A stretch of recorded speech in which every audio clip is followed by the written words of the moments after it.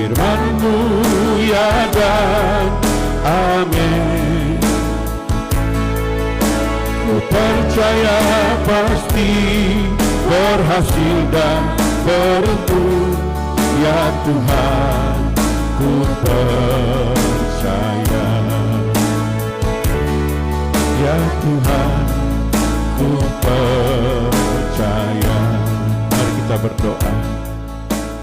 Beri kami hikmat dan pengertian dan kekuatan dari sorga melalui nasihat firman-Mu. Karena perkataan-Mu adalah perkataan hidup yang kekal.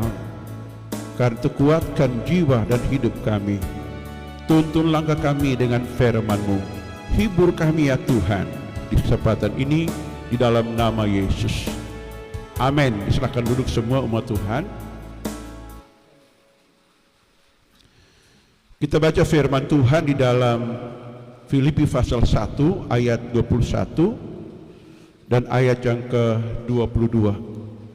Filipi pasal 1 ayat 21 dan ayat yang ke-22. Karena bagiku hidup adalah Kristus dan mati adalah keuntungan. Tetapi jika aku harus hidup di dunia ini, itu berarti bagiku bekerja memberi buah. Jadi mana yang harus kupilih? Aku tidak tahu. Amin. Demikian pembacaan firman Tuhan. Ayat ini sangat terkenal di saat duka. Di suatu statement, suatu tekad niat bulat dari seorang hamba Tuhan, seorang rasul besar bernama Paulus yang dipanggil oleh orang-orang Yahudi Rabi Saul. Seorang rabi atau guru besar yang dipilih Yesus menjadi rasulnya. Dan dia menulis surat kepada jemaat Filipi. Mengapa saudara muncul kalimat ini? Karena dalam Kisah Rasul pasal 16, di saat dia di Filipi dipukul hampir mati saudara, karena Injil. Dipukul babak belur, lalu diikat, dirantai, dibelenggu, dilemparkan dalam penjara tanpa ada pengadilan saudaraku. Dan dia siap menghadapi semua situasi itu. Mengapa? Karena niat hati ini, bagiku hidup adalah Kristus dan mati adalah keuntungan. Maka dia bersedia menghadapi risiko apapun di dalam memberitakan Injil Kerajaan Sorga. Karena waktu hamba Tuhan ini melayani, negeri seluruh bumi ini masih gelap. Orang tidak kenal Tuhan.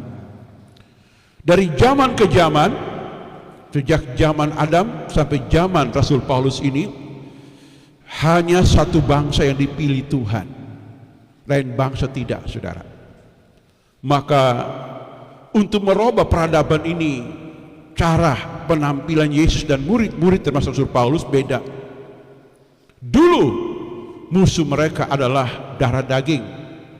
Siapa yang menentang, dia akan dibasmi, di bumi hanguskan dengan pedang atau tombak, dengan senjata saudara. Tetapi zaman ini tidak, merubah pola pikir, mengusir roh jahat, dan itu resikonya besar. Butuh kesabaran, butuh pengorbanan untuk merubah pola pikir orang, sehingga menjadi menang kuat itu karena satu statement tadi, hidup adalah Kristus, bagi Kristus, dan mati adalah keuntungan. Dari niat ini maka ada 3 hal yang saya akan sampaikan di dalam uraian ini. Yaitu yang pertama adalah tujuan Tuhan menciptakan manusia. Di dalam Kejadian pasal 1 ayat 26 sampai 28 dan Mazmur 8 ayat yang ke-7, firman Tuhan berkata bahwa mari kita ciptakan manusia serupa, segambar dengan kita itu Tuhan, agar mereka berkuasa memerintah atas muka bumi ini. Ayat itu dikutip lagi oleh Daud dalam Mazmur 8 ayat yang ke-7. Tuhan membuat manusia berkuasa atas semua ciptaan Tuhan. Dari pernyataan ini dan kita kaitkan dengan riwayat hidup tadi, Saudara Andi, ternyata dia ini multitalenta, suka belajar, ya, dari berbagai kursus yang ada. Luar biasa, saudara. Dia ingin mengejar keahlian di bidang mesin dalam hidupnya. Usia masih muda belia, usia sangat produktif awal anak muda. Usia begini banyak orang nganggur, saudara. Tetapi usia ini sudah berhasil. Mengapa? Karena Tuhan mendesain manusia itu menjadi serupa dengan Tuhan untuk menaklukkan bumi ini, saudara. Memiliki kekuatan yang hebat, kekuatan hikmat, kekuatan keterampilan, kekuatan pengetahuan. Tinggal kita mau belajar, saudaraku. Dan Andi membuktikan, sekalipun dia anak rantau, tidak mau kalah.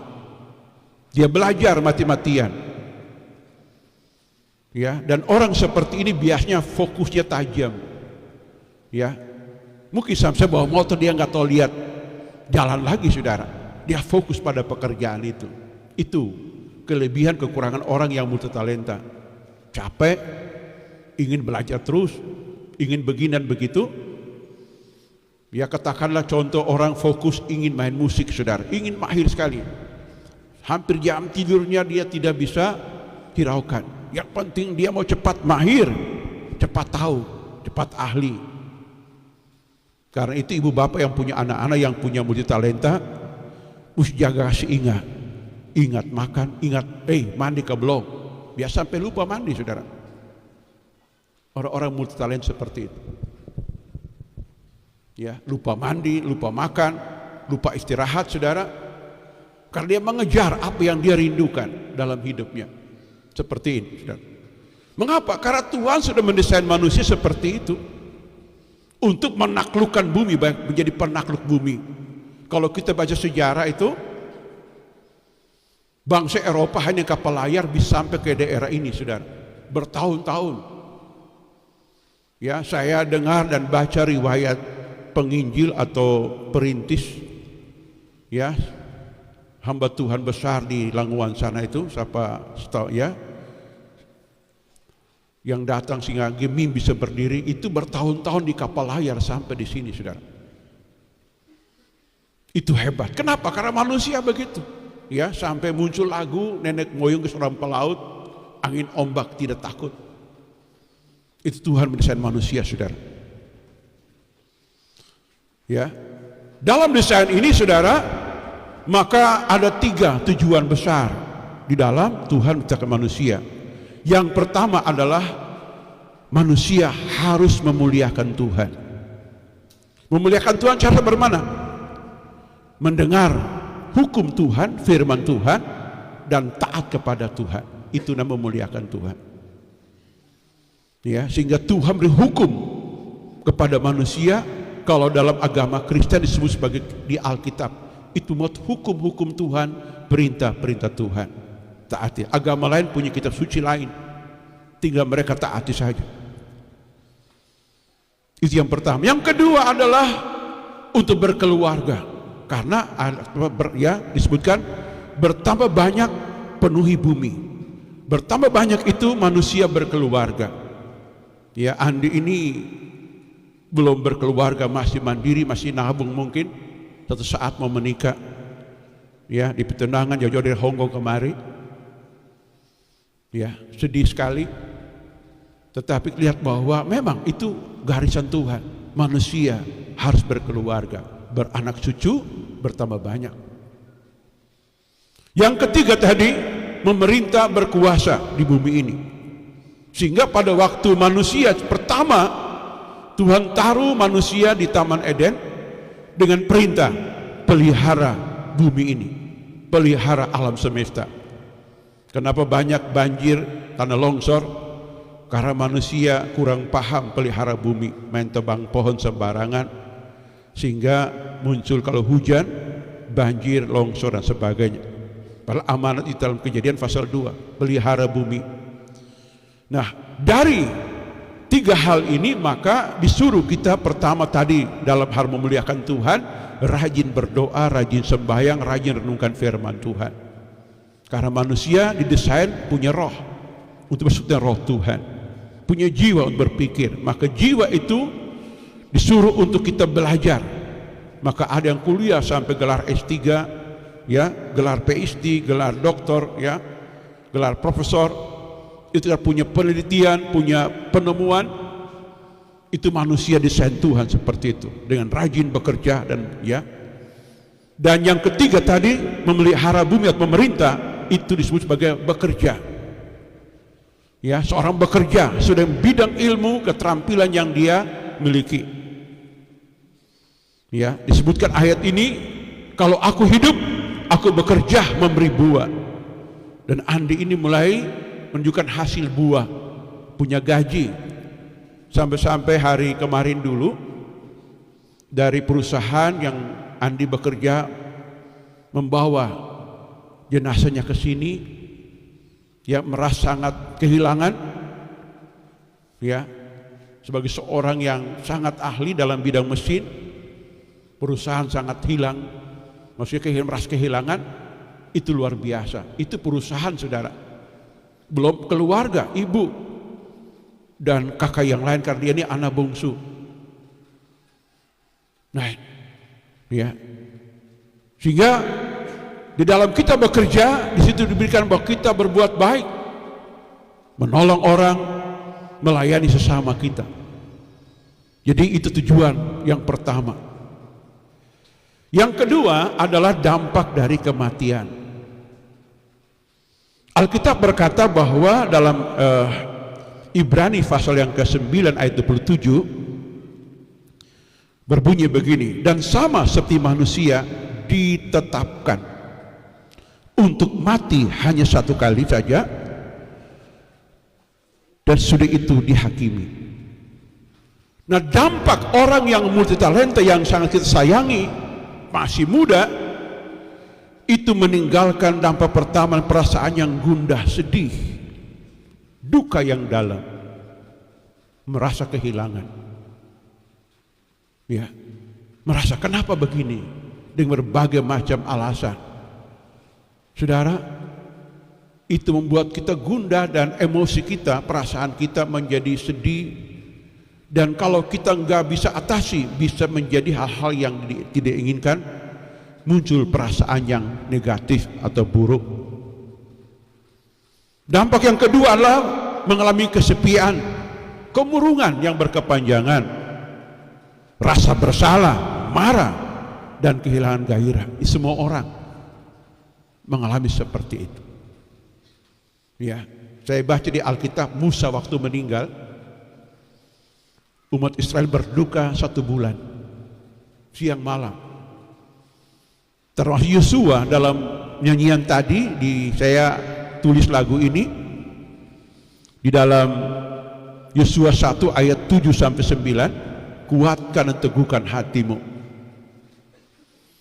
Di saat Musa hamba Tuhan itu meninggal di Gunung Nebo, mayatnya diambil oleh malaikat Mikail, dibawa ke surga dan dihidupkan ulang. Karena itu kuburnya sampai hari nggak ada ditemukan di sana. Dalam kitab Yudas berkata bahwa mayatnya diambil oleh malaikat Mikail, dibawa pulang ke surga, dihidupkan. Sehingga dalam Matius 17, Musa menampakkan diri dengan Elia kepada Tuhan Yesus di Gunung Nebo. Ya, saudara. Nah, duka yang besar ini adalah karena orang yang kita sayangi, orang yang baik, orang punya potensi, diambil di tengah-tengah kita dengan cara yang tidak kita duga. Kok malam minggu lagi, hari Minggu mau ke gereja, sok, sudah sedih. Ya, ini perasaan duka, perasaan rasa bersalah bercampur baur dalam emosi kita. Bagaimana mengatasinya emosi yang seperti ini? Kita belajar di Daud kehilangan keluarga dan rumahnya terbakar. Alkitab berkata Daud menangis sampai tidak kuat menangis, menumpahkan emosinya di hadapan Tuhan.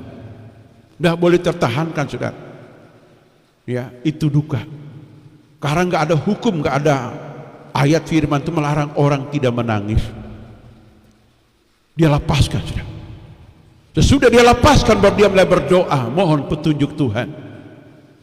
Di situ Tuhan memberi nasihat, kejar mereka, habisi mereka. Tuhan beri solusi. Kalau kita baca, waktu kota Siklak terbakar, dia sedih, ya, dia tumpahkan semua kesalahannya, semua emosinya, ya. Iman Kristen mengajarkan datang kaki salib Tuhan, tumpahkan kesedihan, kemarahan, semua yang berbau guna-gulana tadi dibawa kaki Tuhan. Kita akan kuat. Mengapa? Karena kematian itu ketetapan Tuhan. Kita nggak bisa mengelak. Ya, nggak bisa mengelak, saudara. Itu ketetapan. Dan kita memiliki sikap curahkan itu di bawah kaki Tuhan. Karena itu Alkitab mengasrahkan segala khawatirmu, kecemasanmu kepada Tuhan. Tuhan yang pelihara kita. Poin terakhir yang ketiga tentang kematian. Mengapa? Alkitab menjelaskan tentang kehidupan sesudah kematian. Itu hebatnya kitab suci begitu, saudara. Sebelum lahir Alkitab sudah kasih tahu, ajarkan. Sesudah lahir bikin apa? Lalu mati itu apa terjadi, saudara? Disebutkan bahwa mati adalah keuntungan. Untungnya apa?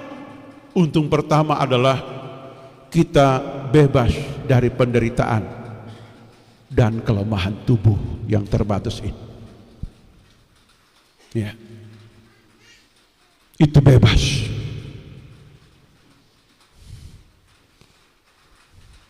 Yang kedua, terjadi pemisahan antara tubuh dan roh dan jiwa manusia. Firman Tuhan berkata dalam Pengkhotbah pasal yang ke-12 ayat yang ke-7, debu kembali kepada tanah dan roh kembali kepada pencipta. Dalam kitab Zakaria, Tuhan menciptakan roh manusia, menaruh dalam roh kita, saudara. Sehingga pada waktu tubuh ini tidak berfungsi alias berhenti, saudara, roh dan jiwa kita kembali kepada Sang Pencipta. Untuk apa? Dua hal kita akan lakukan sesudah kematian ini. Pertama, dihakimi oleh Tuhan. Dihakimi, tidak dihukum, saudara. Ditanya, apa yang engkau lakukan selama hidup di bumi ini? Tuhan tahu orang-orang berdosa. Semua kita, Alkitab mengatakan, Roma 3 ayat 23, semua orang telah berbuat dosa dan hilang kemuliaan Allah. Ayat 24 berkata, oleh kasih karunia kamu diselamatkan yang cuma-cuma. Oleh apa? Iman dalam darahnya. Waktu Tuhan mengambil hidup seseorang, enggak langsung mati, saudara. Beberapa menit pasti dia tarik nafas. Mungkin disebut di koma, saudaraku. Saya banyak melihat orang koma. Di koma itulah roh jiwanya itu bersekutu dengan roh Tuhan. Dia lagi bergumul minta ampun kepada Tuhan. Karena itu kematian itu misteri, keselamatan misteri, saudaraku. Nah, bergumul dengan Tuhan. Saya beri contoh di Alkitab. Nabi Yunus ditelan ikan. Saya mau tanya kepada semua pelayat duka, di perut ikan Yunus mati atau hidup, saudara? Mati, saudaraku. Tetapi sebelum dia mati, dia berdoa begini, dalam dunia orang mati aku berseru kepadamu.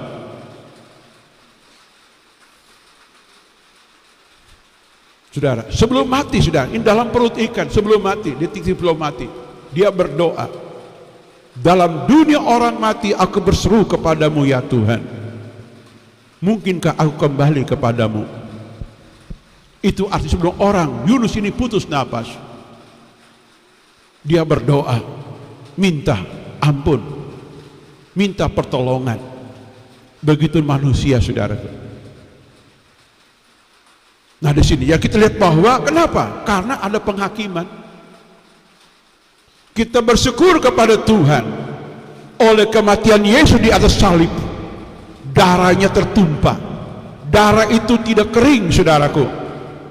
Kalau darah semua manusia yang mati, termasuk saudara kita ini, sudah kering. Tetapi darah Tuhan tidak kering, saudara, sampai hari ini, bahkan sampai selama-lamanya. Di dalam Ibrani pasal 9 ayat 24 berkata, oleh roh yang kekal membawa darahnya kepada persembahan. Darah tertumpah tubuh Yesus di atas salib, turun roh membawa kemana-mana. Sehingga tujuannya apa? Untuk menyucikan dosa manusia dari generasi ke generasi, saudara. Itu adalah darah Tuhan. Mengapa? Karena sudah kematian itu ada penghakiman, saudaraku. Kalau kita rendah hati minta ampun waktu koma atau waktu mau mati, semua dosa kita dibersihkan dengan pengampunan, dengan darah Tuhan Yesus. Sesudah itu, yang kedua, Tuhan memberikan mahkota.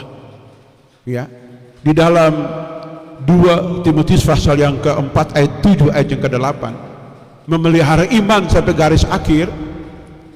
Ayat 8 berkata, tersedia mahkota kebenaran kepada, mahkota kehidupan kepadaku. Jadi selagi kita masih bernapas, jangan rajin berbuat salah, berbuat dosa. Mari rajin minta ampun, rajin membereskan hidup kita. Karena semua kita akan mengalami kematian dan tersedia kursi pengadilan Kristus. Hingga kita dengan sadar selalu evaluasi diri setiap pagi. Kenapa diajar kita saat teduh pagi? Agar kita minta dikoreksi oleh Tuhan, minta firman yang tuntun jalan hidup kita. Karena manusia di bumi ini hanya musafir, menumpang sementara. Dikasih usia 80 tahun kalau kuat. Mazmur 90 ayat yang ke-10, 80 tahun. Ya, tapi umur sekarang 50 tahun sudah lome-lome, saudara. 60 lansia, aduh, lome sekali lagi. Ya, sesusah, saudaraku. Tapi itulah hidup karena anugerah Tuhan. Amin. Terakhir kesimpulannya, yang pertama, kita manusia istimewa, dijadikan Tuhan serupa, segambar dengan Tuhan. Itu disebut sebagai orang yang berharga dan mulia. Yang kedua, mari hidup kita terus memuliakan Tuhan. Dengan cara bagaimana? Setia beribadah, setia renungkan firman, berjalan menurut apa yang Tuhan firmankan. Yang ketiga, mari sekolah, kalau engkau yang sekolah, kuliah silakan, bekerja silakan.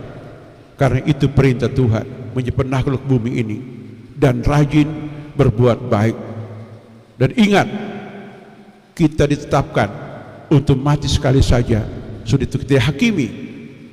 Karena itu sebelum kita ke sana, mari kita bereskan hidup kita agar tersedia mahkota dengan orang-orang kudus di sana. Demikian firman Tuhan untuk kita di hari ini. Tuhan memberkati kita. Mari berdoa. Kami bersyukur kepada Tuhan dalam segala perkara, baik hidup maupun kematian. Kami sudah beribadah di tempat ini atas dipanggil pulangnya anak kekasih kami, Andi. Karya Tuhan, kami bersyukur karena Tuhan memimpin ibadah ini dari awal sampai selesai. Dan Tuhan juga mengatur cuaca yang indah. Dan kami akan lanjutkanlah dalam perkuburan nanti. Dan kami tutup ibadah di dalam nama Tuhan Yesus. Mari umat Tuhan arahkan hati kepada Tuhan. dan taruh iman pada janji Tuhan, angkat wajahmu dan angkat tanganmu, terimalah berkat-Nya. Tuhan memberkati engkau dan melindungi engkau. Tuhan menyinari engkau dengan wajah-Nya, memberi engkau kasih karunia. Tuhan menghadapkan wajah-Nya kepadamu, memberi engkau damai sejahtera. Amin. Silakan duduk kembali.